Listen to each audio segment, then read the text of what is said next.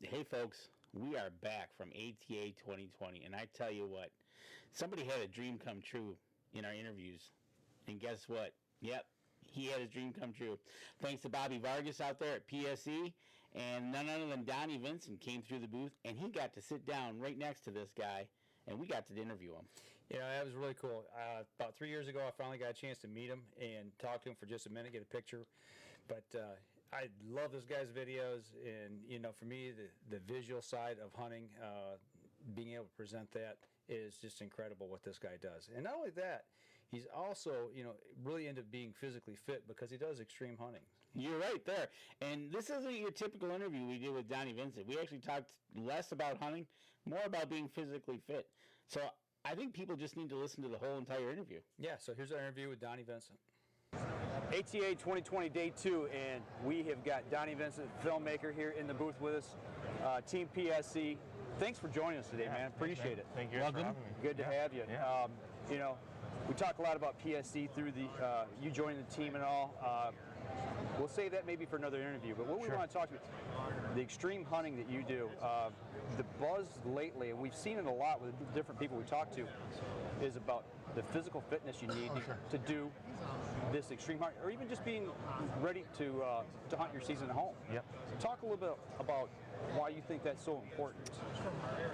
Yeah, I mean, I think it's important for life. I think it's in every aspect. I don't care if you're a medical doctor. I don't care if you are a librarian. It's vital for us, right? We have one vehicle. We have one body. Absolutely. Our mind. We have one chance at this, right? So the fact of eating healthy, working out, training your heart, training your lungs, pushing your muscles, no matter what you are going to do, it's going to make you feel literally like a superhero. And most people, quite frankly, particularly in America, most people, they don't even understand, or they don't even have the ability, or haven't had the ability to even feel themselves in a fitness mode, right? They don't have that euphoric feeling of, you know, people go to the gym, they beat themselves up, they get tired, they get discouraged, they're doing the wrong thing, eating the wrong food, and so it's a short window of trying, and then they slip back into what is super easy for all of us. We all love donuts, we all love pizza, we all want to sit on the couch and watch TV, right? We love going outdoors too, but we also love our downtime. Right. And so for me, it's something that's always been really important to me, and then I thankfully pretty early on found a way to train with guys that knew what they were doing, and they showed me that euphoria. They showed me that the first 4, 5, 6 days are terrible. You're laying in bed. You're right. Finding every excuse not to go to the gym. Oh, I think I have a hangnail on my right big toe. I probably shouldn't go to the gym because it's gonna, my foot's gonna be affected. To where you get to that point literally within a week, that 7th day, 8th day, 9th day, now you're waking up. You might even have a low-grade fever, and you're like, I think I can still push out a workout. I'll get home, then I'll start resting, I'll keep up my nutrition. You get to this addictive state. And I don't mean addictive in a negative sense, that's probably the wrong term, but you get to a state where you want to get to the gym. You want to see those next results, whether it be losing a couple pounds or a new achievement. The day wouldn't be complete if you didn't do your workout. That's right. And it starts to weigh on your mind. And then you start to eat really good food. And it's funny, I never did this. I never knew about this. I wasn't raised this way. My parents were pretty simple people, and so it wasn't that they were trying to eat nutritionally, but all they could afford was fish at the grocery store, chicken at the grocery store, corn, rice, beans. Like, we ate pretty simply because that's what they bought. Like, I'd go to friends of mine's house and they'd have all these sugar cereals, and they'd have all these processed, you know, Hostess cupcakes and all this stuff, Coca-Cola, and I'd sit there and go, oh my, this is amazing. You guys have all this really fun food.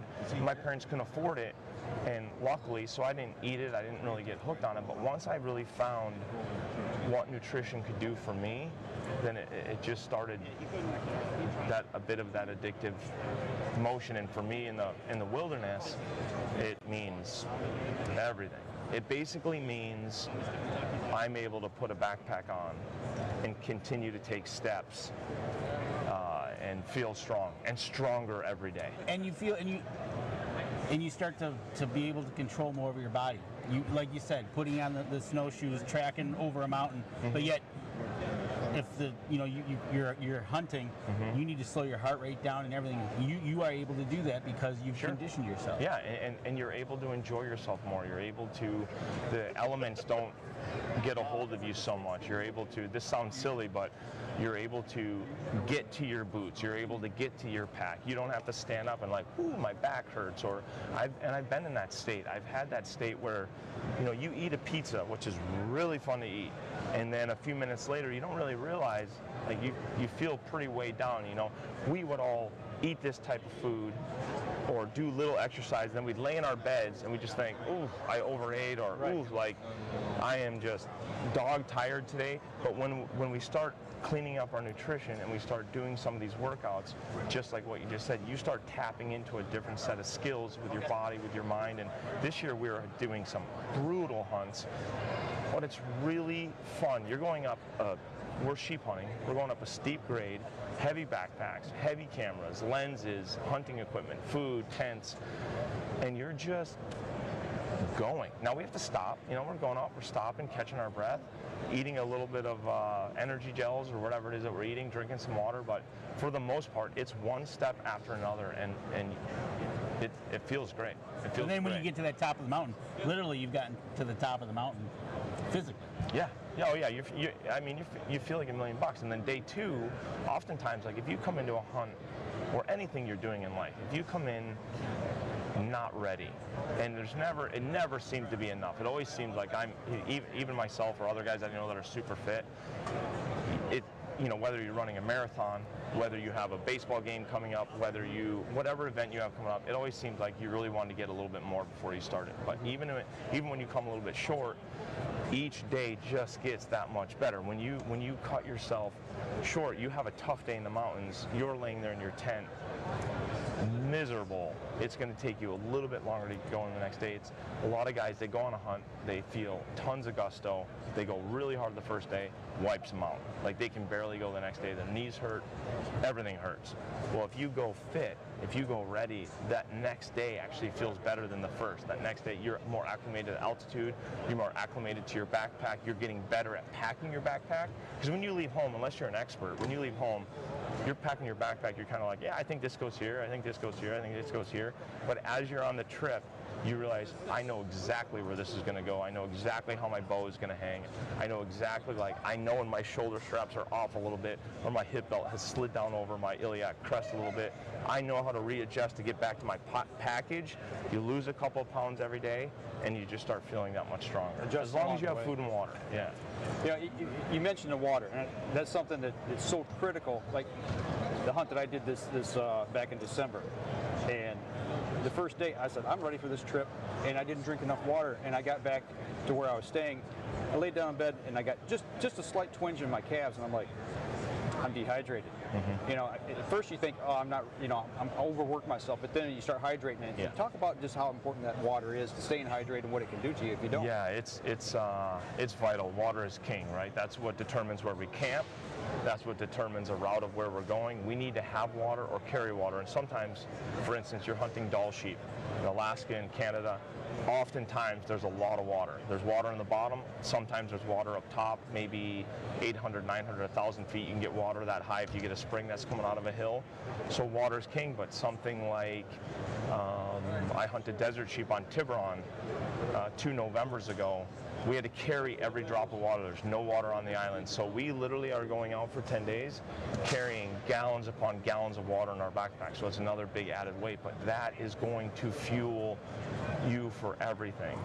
Make you or break you. Absolutely.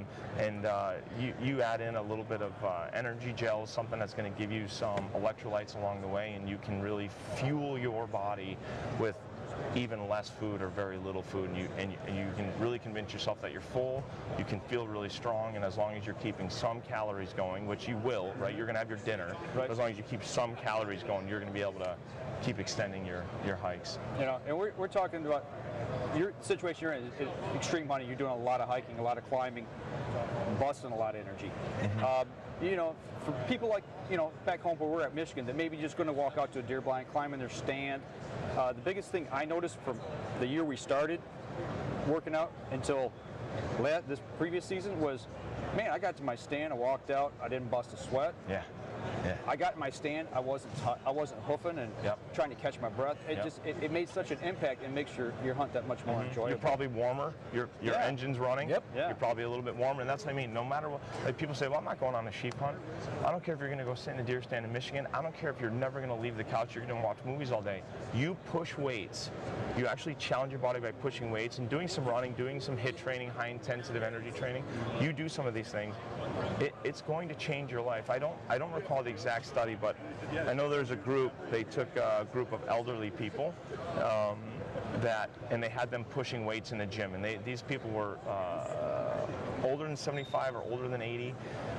And then they took a group of young kids, they're probably mid-20s to 30, and they just had them stop training, just basically existing, eating, sleeping, doing very little, just walking.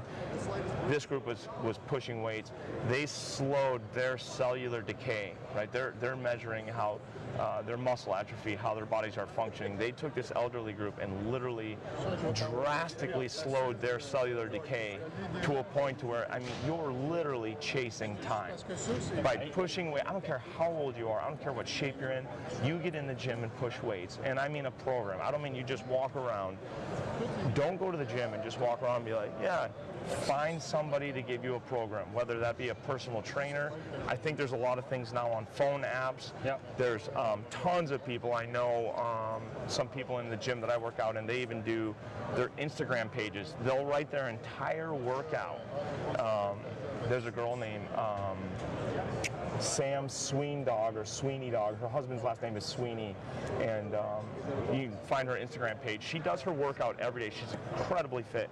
She does her workout every day on Instagram, and so if you stay one day off of her, you literally can do her workout, and she shows you exactly how to do every move, the kind of weights to use. Nice. So you find these programs. Just don't go to the gym and just literally look around, but start with a day. And have people say this and people don't really pay attention to it, go for 30 minutes.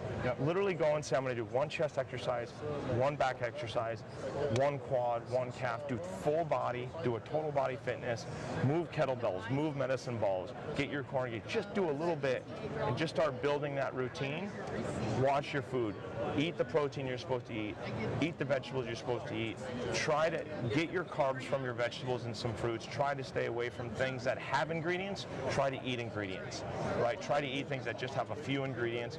Don't get things from a box that you can't read everything on the back. Literally eat meat, literally eat vegetables, and you keep it that simple. Drink your water. Well, the first thing we did when we started at the gym was we're like, well, we don't know what to do. So we got a personal trainer. Absolutely. And he wrote us our first workout, and he watched us, and after about 3 months, he goes, how long you guys been doing this? I said about 3 months. He goes, oh, time to change. So he wrote us our next workout. Sure. And then Another one. and 3 months later, he goes, but he did ask us, okay, what do you want to do? Yep. Do you want to focus on this or that? Yep. So we just want to be healthy. Yeah. You know, we want to tone. Well, That's right. My goal was to lose weight. I saw myself in a picture. I was like, I'm a fat slob. You know, and I still carry too much weight. But I've lost 30 pounds, 35 pounds in a year. And how does that feel? I feel the best I felt probably since I was 20. Yeah. You know, and then you're going to lose another 30. Yeah. If that should be your trajectory, and then when you do that, you're going to be like, I thought I felt good then 30 ago.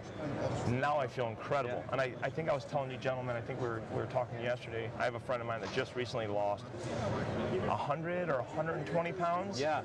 He's 40 years old, I believe. He told me, I feel like this is the first time I've been alive. He's a very wealthy gentleman. He's very, very bright, very hardworking.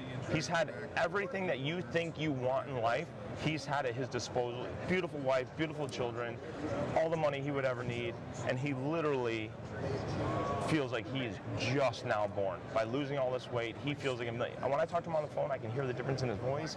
He's going he used to do whitetail hunts, he used to do this, that. He's now going sheep hunting, he's going elk hunting. That's what he wants to do right now. And so he's chasing light right now. And I'll guarantee you he's never going to stop. Well, he changed his body, which changed his mindset. Absolutely. And then once he got his mindset changed, it just became a natural thing to do. And then it rolled right out. Food is so important. Food is really, I'm not going to say it's king with fitness, but if you want to really tighten up the ship, food is vital. Get your food dialed. If you told me I can either work out or I can eat right, I would say I'd rather have you eat right and then just throw a backpack on and go for a hike up hills and just go for a 5-mile hike and return rather than pushing weights. But really, if you can combine pushing weights and heavy weights correctly, some cardio type work or some slow, steady work of carrying the backpack. A lot of guys want to run on the treadmill. You don't have to run on the treadmill. You can literally put a backpack on, just walk up downhill. I'm telling you, I'm training my butt off in the gym, doing interval training, all this stuff, doing yoga a couple times a week. And but when I get to Alaska, I put the backpack on and I just go for a hike.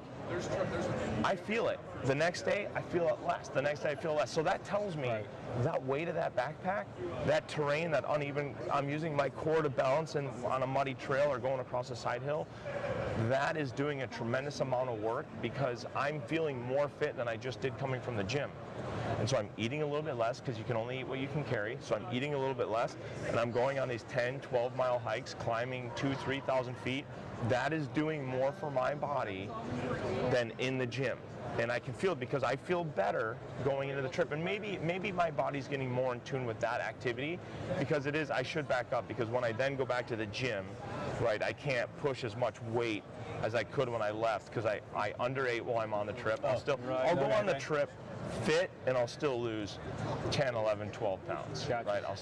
My body's just eating itself alive and then, you know, you get done and sometimes you have more food on trips than others and sometimes you run out of food and sometimes you kill an animal and then you have all the protein that you want. But there you go. But there's a lot of variables, but just start slow, be consistent, and honestly, if you get a food plan and a workout plan, a simple one, and you do it for 2, 3, 4, 5 days, I'll guarantee you at the end of 5 days, you're going to feel way better than you did on Monday, and the next week is going to be that much more, and the week after that much more. You know, one thing we heard from John Dudley yesterday, we talked about kind of the same thing, and he said, don't train, start training to do something. He says, start training to live. Start exercising to live. He said, it's a lifestyle change. He said, everybody wants to train for like a marathon or an elk hunt. He said, no, that's the wrong thing. He said, and that's the way I started training because I wanted to live. I wanted to see my grandkids and play with them and go hunt with them and fish with them. And it's that mindset. Yeah. He said, if you're a couch potato, he said, be a healthy one. Yeah. You know, live. Sit strong. Yeah. Absolutely. I think he's actually got the best word for it. Vehicle. Right? Yeah. This is your vehicle. That's it. Because what would you do with your car? Yeah. Right? And if you had a lot of money, what would you buy? You'd buy a fancy car. Well, your body's the fancy car. Take really good care of it. And you should be spending your time and your money, number one, should be spent on your health. Even if you have children, people say, well, you got to take care of the children first. Take care of yourself first, and then you'll be the best example for your children. You'll be the best. If you have to fight for their life, if you have to fight for your own life, you are going to be the better man, the better woman for it. Take care of yourself first. Take care of your mind and your body, and you'll be the best parent, the best hunter, the best librarian, medical doctor. It doesn't matter. You push yourself harder, and you will achieve things that are unfathomable. We hear stories all the time of a mom lifting a car off a baby, or somebody breaking a leg and still achieving to go 30 miles because they had to go get help. And people go, oh my God, it's a miracle. That was an uncanny task. No, we're all capable of it. It's just tapping into that part of your brain that says, no, yeah.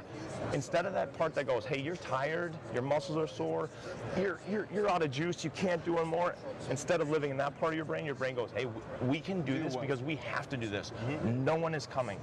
No one's here to help. It's up to you. So you literally will switch into a new frame of mind, and you can achieve so much more. I can't put it any better. Get off the couch, get started. So, I mean, thank you. I really appreciate it. You know, we didn't touch on your work that you really do, the outdoor films and things you create. For people that are watching and listening, where can they go to find your work? Donnie_Vincent on Instagram, and then they can search DonnieVincent.com, and they'll find our work. Go check out the films. I'm telling you what, they're incredible. And thank you for what you've done for me, because once I first saw who we are. Oh, sure. It really inspired me on the extreme hunts, started thinking a little differently, a little more critically, and then all of a sudden I saw that picture and I'm like, I got to make a change. Yeah. I got to make a change. And really, it's changed my life. Awesome. That's incredible. All right, man. Thank you. I appreciate you guys taking so a few much. minutes. I know you're Yeah, busy, so we're going to let Absolutely. you go. Well, let me know when you want to do another one. I'll be happy to sit down with you gentlemen. Right on. All right. Y'all take care. We'll be back later with more.